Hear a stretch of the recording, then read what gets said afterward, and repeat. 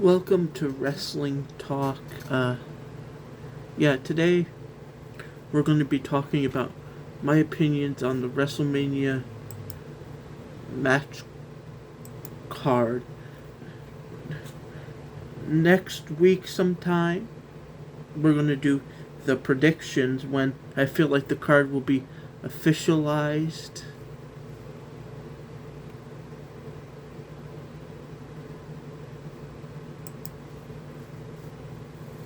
But, okay, without further ado, before we begin, let's talk about the matches that aren't confirmed, but I think are going to happen, and give you my opinions on that.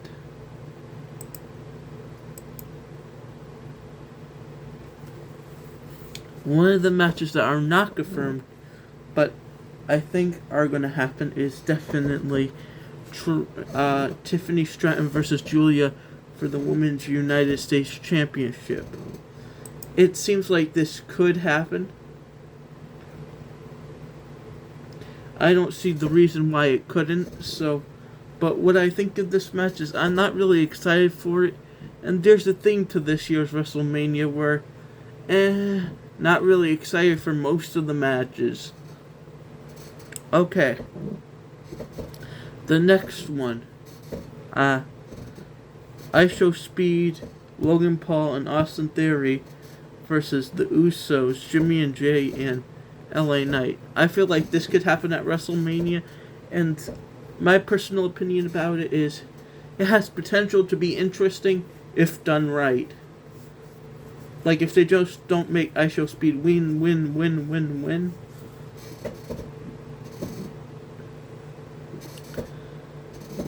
I feel like, if they don't make ISO Speed, look too dominant in this match, it's going to be perfectly fine, and you make the baby faces win, I feel like it would ultimately go better. There's a story there, too bad it feels rushed.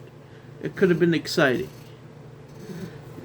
The next match I could see possibly happen is Io Sky versus Asuka. They're hinting at it.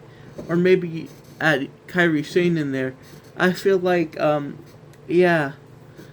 of those two matches is going to happen, and I'm not really excited for it. It's just that I just don't care that much at all about those potential matches. Now let's get on to the actual match card. There's 2 nights of this, but none of the matches are confirmed to be on any night. So, by the prediction video, hopefully they decide what matches are going to be on what night. Even if they don't, I'll just predict them anyway. Okay. We're going to by the order. This is not going to be the order they are in the... This is not going to be the order that they're at the pay-per-view. Okay. The first match, the newest match, is Seth Rollins versus Gunther. Of course, as being a Gunther fan, I feel like this is going to be a very good match. Seth Rollins versus Gunther, there's no way this is going to be bad. It's one of the matches out of the whole show I'm generally excited for. Because I know something good is going to come out of it.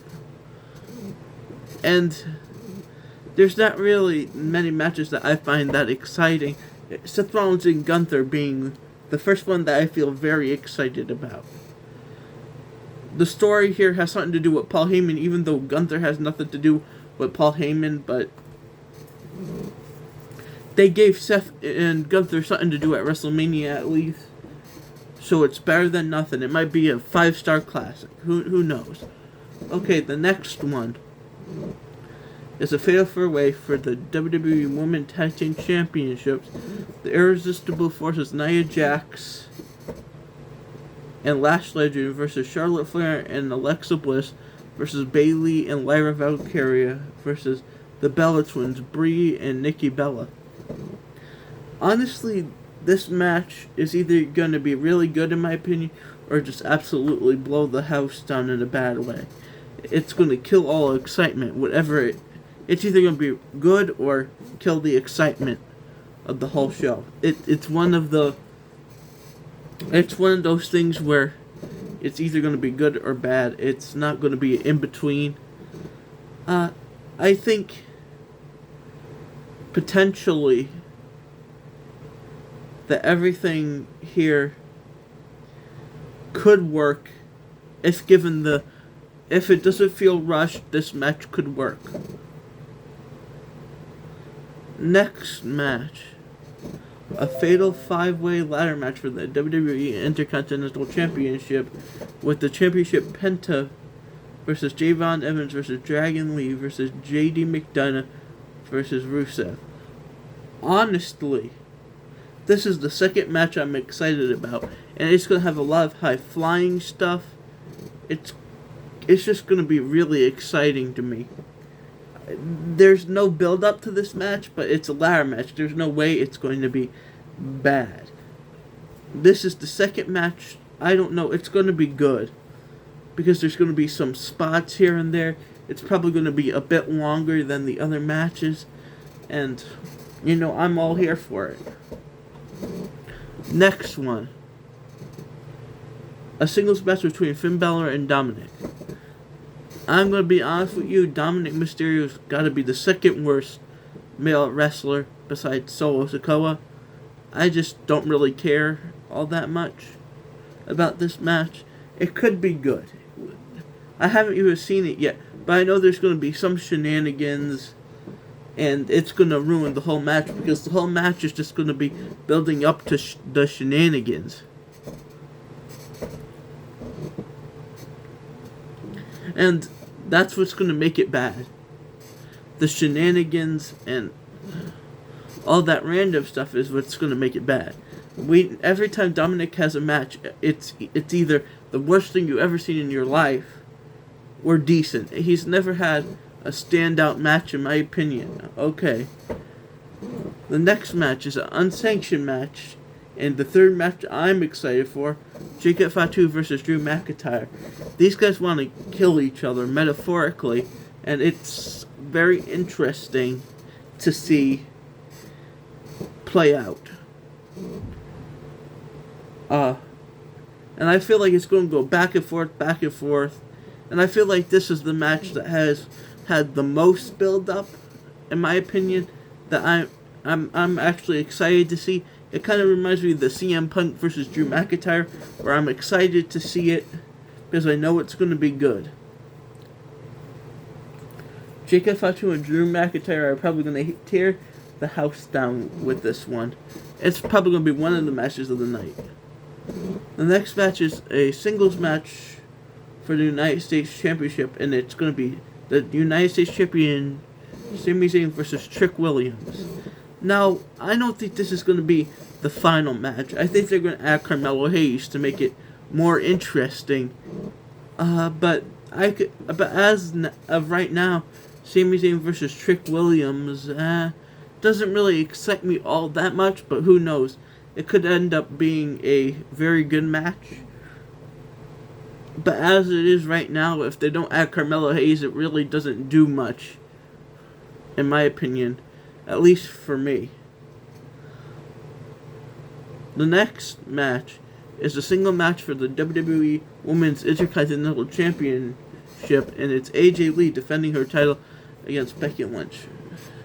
Now, this match I'm not excited for at all, because we've seen it multiple times already. If it was the tag team matches, it's going to be alright, in my opinion. I don't think it's going to be the best match of the night, but I could be proven wrong. There's just nothing interesting about AJ Lee versus Becky Lynch for the umpteenth time. Like, I get it. You want to have AJ Lee versus Becky Lynch, but couldn't you add like another person in this match to make it even more interesting, or add a stipulation to it? I feel like, yeah, this match is either going to be not the worst, it's either going to be decent or just passable. The next match is a singles match, and personally, the one I am most excited for. This is the fourth match I'm excited for, and it's Obafemi versus Brock Lesnar. Now, if this gets the correct amount of time, and it gets really time to develop and, show what both wrestlers could do in the ring, and it's a back and forth contest, it could be a great match. Not a great, but a good one at least. If it's just Brock Lesnar or Obafemi dominating the whole way through, it's really going to really kill the match for me, because I hate very dominant performances. I want to see something interesting. I want to see someone fight back. But as of right now, these two also want to kill each other, so it should be interesting. If Brock Lesnar isn't going to be greedy and actually work with Obafemi and give him the opportunity to have a good match, if Brock Lesnar wants to work with you, he could have some great matches. Let's just hope this is one of the days Brock Lesnar isn't himself. Okay. The next match is for a singles match for the WWE Women's Championship, and it's the champion Jade Cargill versus Rhea Ripley. Now, here's my opinion on this. It's going to be the worst thing you ever saw in your life. And it's not going to be Rhea's fault, because Jade Cargill couldn't wrestle herself out of a paper bag. I don't see why people think she is talented at all. Legitimately. I don't think I've ever given a Jade Cargill match where she was not with Bianca Belair and that tag team anything higher than maybe a 5. And do you want me to tell you what? I'm very particular of what I like and don't like. Jade Cargill is one of the female wrestlers I don't like. Rhea Ripley is someone I respect enough to hope that she wins. But the whole feud, now they're adding Meat Shin and B-Fab in there. Who cares? They've been irrelevant for years. Okay. The next match is a single match for the undisputed WWE Championship, and it's the champion Cody Rhodes versus Randy Orton. Now, honestly, this has got to be one match I'm not excited for at all. I could care less about Cody Rhodes versus Randy Orton, because they gave it to us a little bit of time ago. Honestly, Cody Rhodes versus Randy Orton is just going to end up being another Cody Rhodes versus John Cena. Someone's going to interfere. It's going to be the slowest match. Cody's going to get his butt kicked, win the title back at SummerSlam. It's either going to be the same thing or something different. And I'm hoping for something different. But I don't have high hopes for this match. I think the feud is interesting, but the thing is, it's not anything we haven't seen before. Okay, the next match. Oh, this match I'm really not excited for. The singles match for the Women's World Championship, and it's Stephanie Vaquer versus Liv Morgan. It still baffles me why you would give Liv Morgan a big title match at WrestleMania, because she can't wrestle for beans like Jade Cargill. I'd rather have seen Liv Morgan versus Jade Cargill, because at least I know the match would be terrible, instead of giving two talented wrestlers who could have faced each other two terrible opponents, who could have gave two terrible opponents two terrible matches. But I digress. The feud is not interesting. I could care less. I can honestly care less about this whole feud, because half of it is just whatever. It's just whatever. And I don't like Liv Morgan to begin with, but if she wrestles good, I'll be honest about it. If she wrestles terribly, I'll be honest about it. So you have to wait till I rate both nights to figure out which I think her match is here. Okay. Next one, and I think The fifth match I'm excited for is this match. A singles match for the World Heavyweight Championship. The champion CM Punk versus Roman Reigns. Now, in my opinion, this has a lot of potential to be one of the best WrestleMania matches. Not of all time, but of this decade. It's certainly not going to be the worst. CM Punk versus Roman Reigns is going to be an instant classic, in my opinion. It's CM Punk and Roman Reigns. How is this going to be bad? How could this be bad? Watch me eat my words. But okay, basically, I feel like this match is going to be very exciting. I just hope it gets a lot of time to shine, because it is going to be the main event of WrestleMania. But overall, this whole show, 5 out of 12 matches, I find interesting.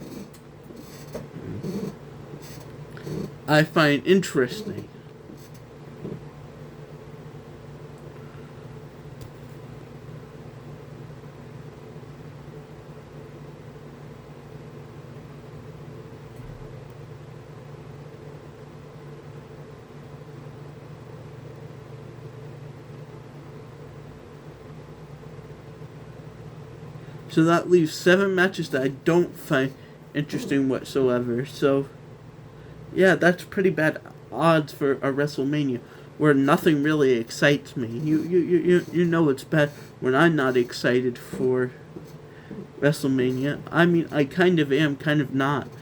And it all comes down to, this WrestleMania comes down really to how the matches are, in my opinion. If the matches are good, the show will end up being remembered fondly. It's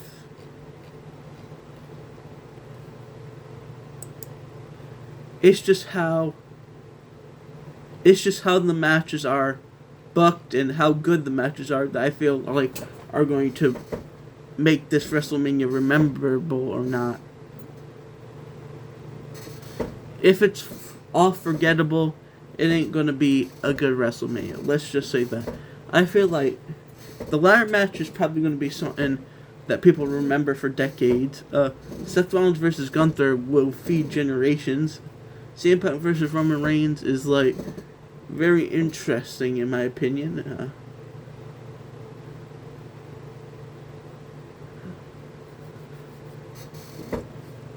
This kind of feels like this definitely feels like a WrestleMania worth watching, though.